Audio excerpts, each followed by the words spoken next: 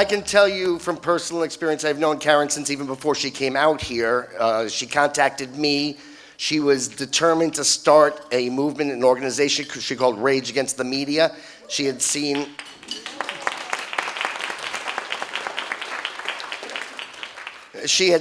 my famous video to the Heritage Foundation and decided that she wanted me to be the master of ceremonies at her very first event. We became friends, we became colleagues, and over the years I have learned that if there's anybody who can and should take this organization, this movement forward, it is Dr. Karen Sigmund.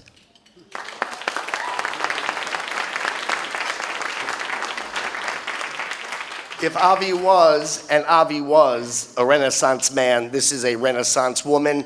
She would not have, I'm sure I'm going to get in trouble for this. This is a woman who is a scientist who has repeatedly crossed the Arctic Circle to test, on flimsy boats, to test radar that her company, and she helped her company to develop, that the United States Navy continues to use in some aspects.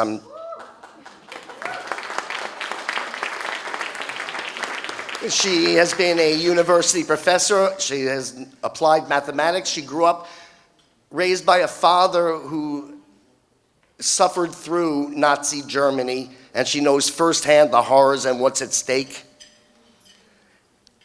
She's raised two spectacular daughters. And if Anne Marie Morell were here, she would tell you, but she's not here, so I have to tell you she's also Mensa.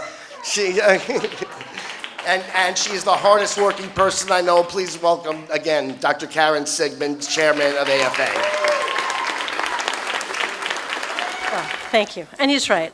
I would have nixed a lot of that. And it was sonar, not radar. But other than that, yes. Just for, we're all about truth here, accuracy, factual reporting. Yes. And I did start Rage Against the Media. Yes. So, and now we're going to turn to the future of the American Freedom Alliance.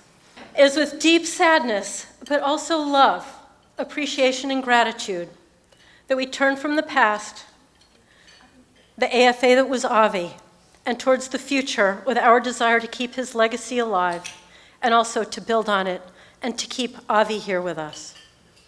The goal, to fight to defend Western civilization against a host of threats, is of course the same. We just saw this in the puzzle video and listening to all our speakers. But we engage in this fight with vigor and perhaps too, a passion born of a panic that this tremendous organization might, with the loss of Avi, have been lost to as well.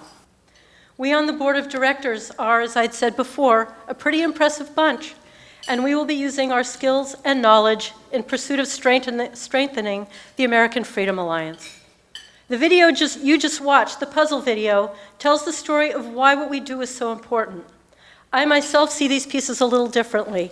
To me, the main reason threats such as global governance, Islamic penetration, radical environmentalism are able to gain a foothold at all is because of the agenda-driven media and education system.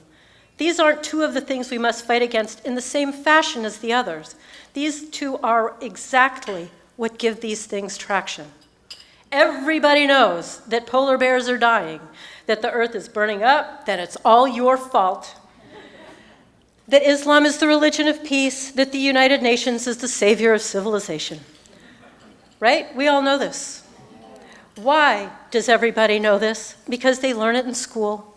They read it in the paper. It's tucked into our favorite television shows. As the founder and president of Rage Against the Media, an activist organization dedicated to fighting the outrageous and ever so damaging bias in our news media, I've said that the media is supposed to be an inoculant against tyranny, not its delivery system. The same holds for education. Sadly, both of these systems, whose purpose had been to ensure an educated populace, the only kind that can be entrusted with self-governance, have been taken over, as cells are, by cancer. So as we go forward, regardless of the topic, we will be ensuring that we include the complicity of the media and academia in our discussion of the problem and, of course, of the solution. For example, our August conference on Islam, August 21st, will have 4 panels Islam indoctrination in the schools, Islamic propaganda in the media, the European invasion, and Islam as a security threat. Yes. No, it's Islam, not global warming, that's a threat to this planet.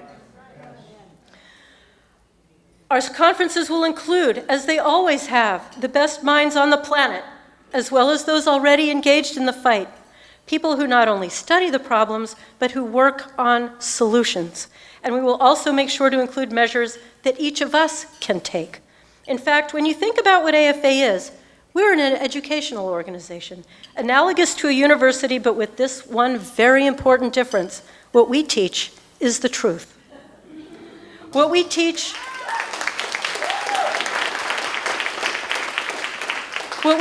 is of consequence, and rather than doing what we can, as do too many universities, present company accepted, to infantilize those who come to us, we empower.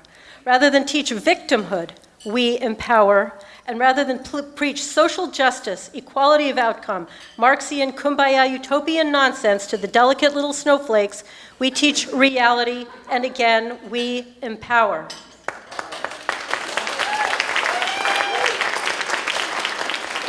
By envisioning ourselves as a parallel to today's universities, we can find ways to become a bulwark against what other universities do. As board member Howard Hyde said, let the American Freedom Alliance be a primary shadow institution to the illiberal academic racket and vehicle for supporting an ever-increasing number of champions of liberty. Exactly so.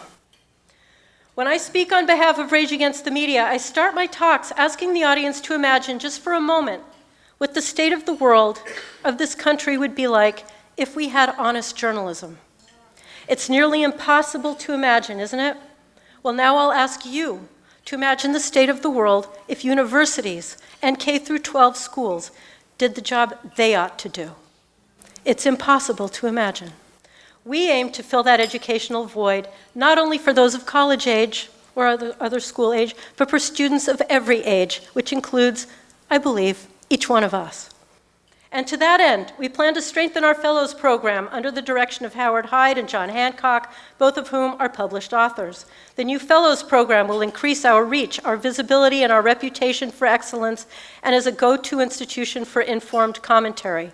Yes, we want to be that shadow institution, but we also want to be the light.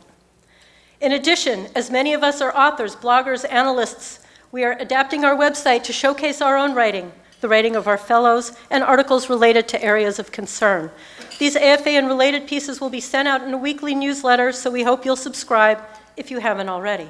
And yes, our literary cafes will continue, as will our cinema gateways, and you can see these in your tribute books. We've already have several planned and are working on more all the time.